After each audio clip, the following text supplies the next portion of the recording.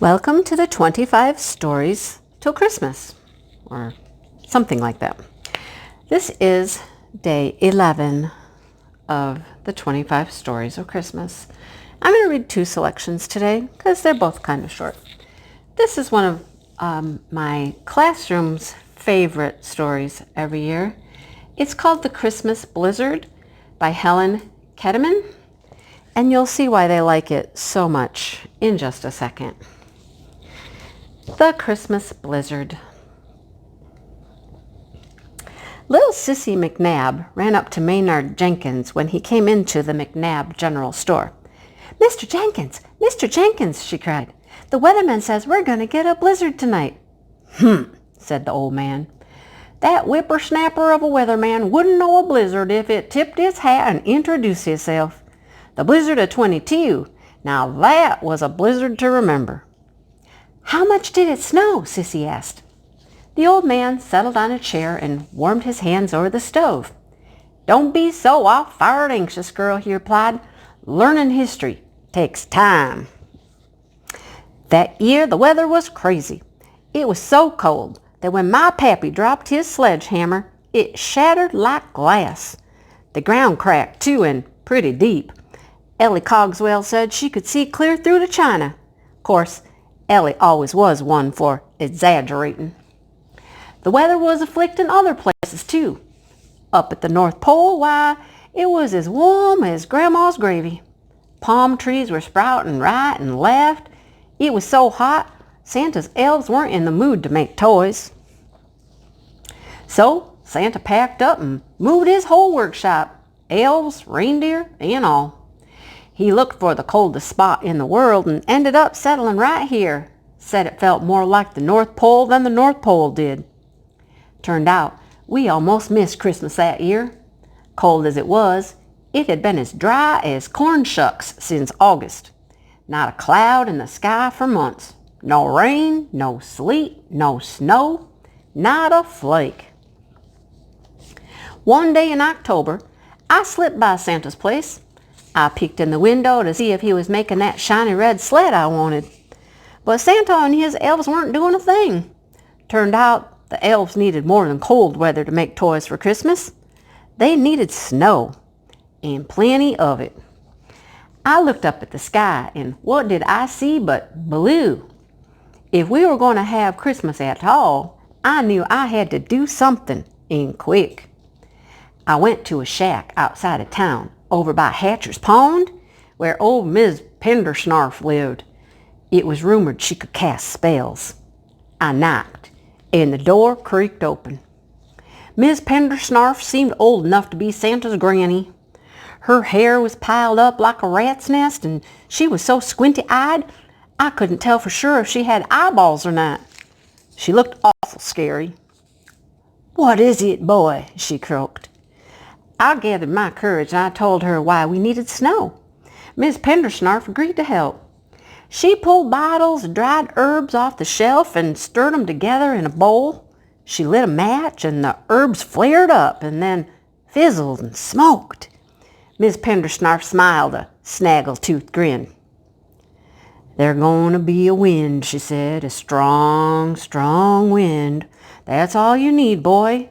Nature will do the rest." I was halfway home when the wind whipped up. Woo-wee! Did that spell work great. It lifted me and blew me all the rest of the way. That night, the wind howled and whistled, got stronger by the hour. By morning, frozen trees had been shattered into firewood and blown into stacks. By afternoon, rain clouds had swept in all the way from Seattle, Washington. And then, as suddenly as the wind had begun, it stopped. Those Seattle clouds were bursting with moisture. I figured it would start snowing right away. Santa and his elves must have thought so too, 'cause, well, they perked up and started cranking out the toys. But nature wasn't through with us yet. Those clouds looked heavy, but they didn't do a blessed thing. Later, in the dead of night, I heard a loud crash. Felt just like an earthquake and threw me right out of bed. And the racket sounded louder than one of those newfangled jet aeroplanes. Come to find out, those clouds had froze solid, crashed right to the ground. One of them even squashed the roof of Jed McDonald's barn. It exploded, scattering cows as far as 4 miles away, and some up in trees to boot. Jed sure had a hard time collecting those cows. You should have seen this town, girl. Dark, lumpy, frozen clouds were lying all over the ground. And they were as slippery as a weasel in a grease pit, too. It was so slippery, Santa's reindeer wouldn't be able to get off the ground to deliver the toys. I had work to do. I decided to force those clouds back up in the sky, so I slid all over town lighting bonfires with the frozen stacked firewood. Everyone pitched in and helped. Wasn't long before those clouds started thawing out, and when they did, they rose back up in the sky where they belonged. We kept the fires going round the clock till it finally got warm enough to snow. And by George, it snowed like there was no tomorrow. Flakes as big as dinner plates, flakes as fat as turnips, flakes rounder than a Thanksgiving turkey, flakes fluffier than a long-haired barn cat. Why, those Seattle clouds snowed up a blizzard for 2 whole weeks. By the time the storm had ended, the houses were all covered. The doors were snowed shut, so we climbed out the chimney and started shoveling. We finished 2 days later, just in time to see the elves load Santa's sleigh on Christmas Eve. Those elves must have worked overtime, 'cause I never did see so many toys. On Christmas morning, I woke up, and there, under my Christmas tree, was the red sled I'd asked for. Old Miss Pendersnarf got a sled too, and we had fine times racing down Dead Man's Hill. We sledded all spring and into the summer. Miss Pendersnarf was one bodacious sledder. It was because of her that the town got its new name. We had voted to change it from Waterville to Blizzard because of that storm. On Founder's Day, Mayor Butterfrump was making the dedication speech when Miss Pendersnarf came barreling down Dead Man's Hill. She crashed through the fancy new sign, smashing the B in Blizzard to smithereens. The mayor stayed cool as ice cream. Without blinking an eye, Mayor Butterfrump shouted, "Welcome to Lizard, Indiana." And that's been the name ever since. Maynard winked at Sissy. "I reckon you learned enough history for one day, girl.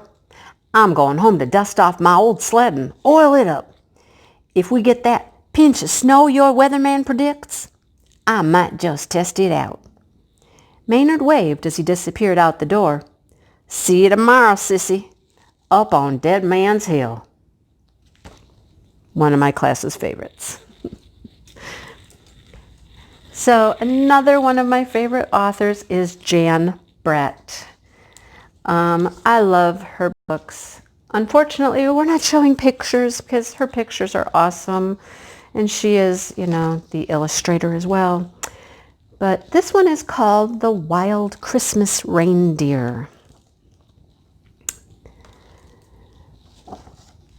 Tika was excited and a little afraid. This year, Santa had asked her to get the reindeer ready to fly on Christmas Eve. Tika had never done this before, and she wanted everything to be perfect. Tika lived up in the Arctic in the shadow of Santa's winter farm.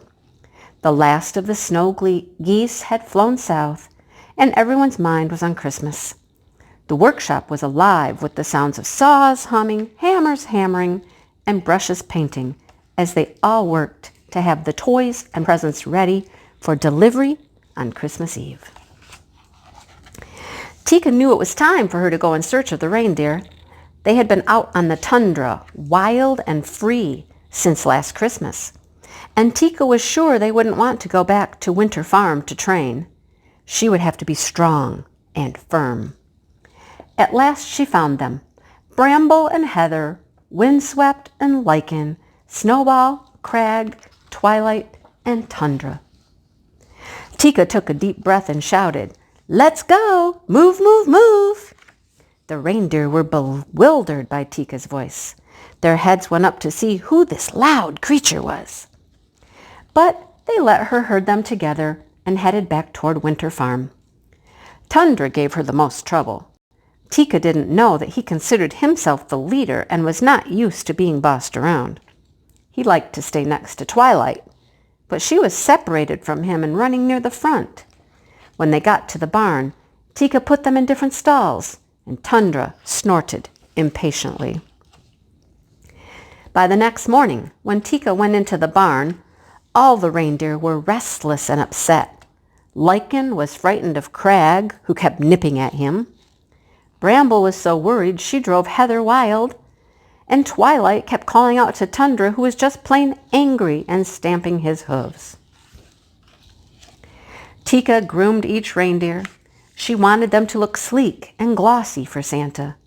One by one, she brushed and combed their coats and pushed and pulled at their tangled manes.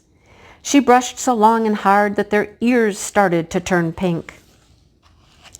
Tika took the reindeer outside. Now she was ready for the real training to begin.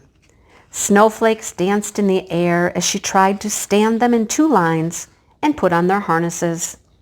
But they would not stay lined up. She had put Tundra at the back with Heather instead of at the front with Twilight, so he kicked out at Heather, who bolted into Bramble. Tika scolded the reindeer. "Don't move," she cried. But they all ran off, wild-eyed, and she had to go after them and bring them back. The next day, Tika harnessed the reindeer in the barn before taking them out into the snow. Everything went right until she got them lined up outside and tried to steer them, first to the left and then to the right. To make the sleigh fly, they would need to pull together smoothly, but everything went wrong. Tundra crashed into Heather, Snowball blew up at Bramble, Windswept knocked over Twilight, and then Lichen locked antlers with Crag. "Stop!" Tika cried as she watched the reindeer paw the air. "Unhook!" she shouted as they tried to free their long antlers. Then Lichen and Crag fell over into the snow. The harder they pulled, the more their antlers locked. The reindeer were frantic, and Tika only made it worse by yelling at them. Tundra and Heather rushed to help, but the antlers did not break free. Windswept nudged at Lichen, and Bramble ran to help Crag. But the more they tried to help, the more they got tangled up themselves. Their necks strained and their muscles bulged, but their antlers did not budge.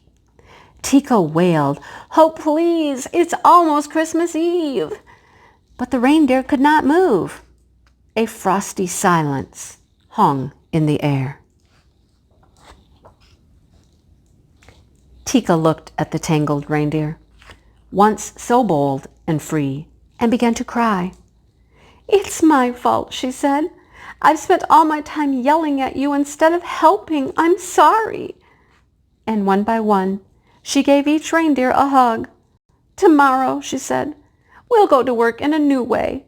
No yelling, no screaming, and no bossing. I promise. Let me try to help you get free." The reindeer listened to this new voice. Heather's eyes sparkled. Crag cracked a reindeer grin. Bramble giggled and Snowball sighed.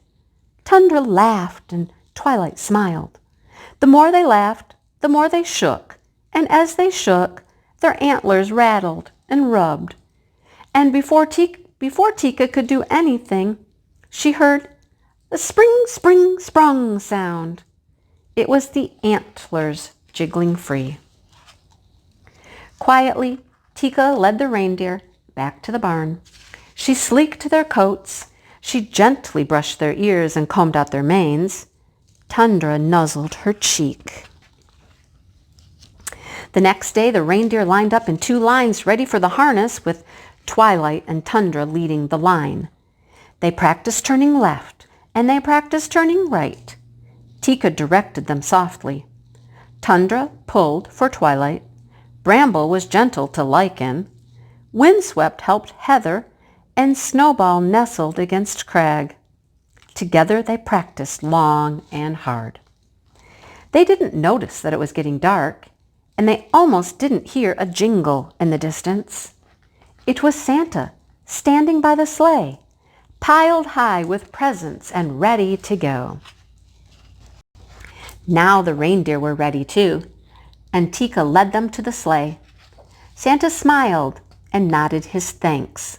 Then he climbed aboard and waved to Tika, who watched as the wild reindeer rose up together and carried the sleigh off into the night. And it was a Merry Christmas.